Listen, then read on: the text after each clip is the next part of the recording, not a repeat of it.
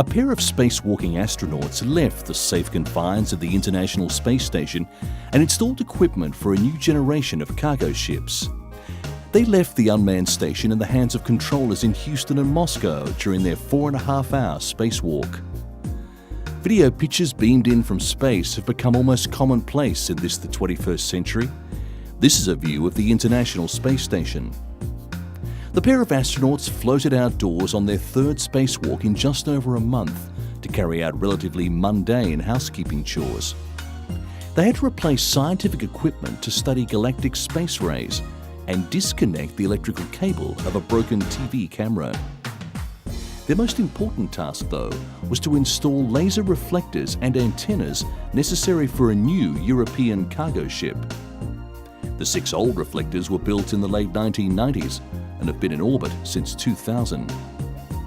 These new ones will make it easier for the new automated transport vehicles, or ATVs, to dock. With only 2 crew aboard the space station, it had to be left unmanned during this 4.5-hour spacewalk. Flight controllers in Houston, Texas and Moscow kept watch over the vacated outpost.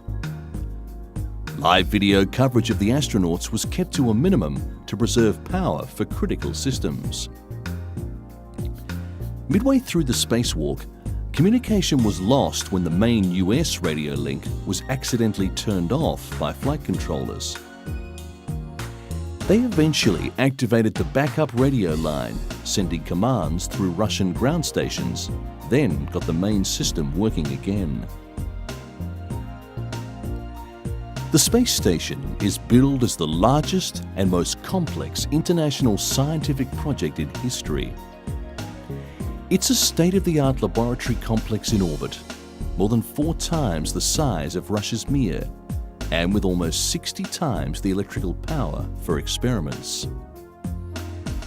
Led by the United States, the International Space Station draws upon the scientific and technological resources of 16 nations: Canada, Japan, Russia, and 11 nations of the European Space Agency, as well as Brazil.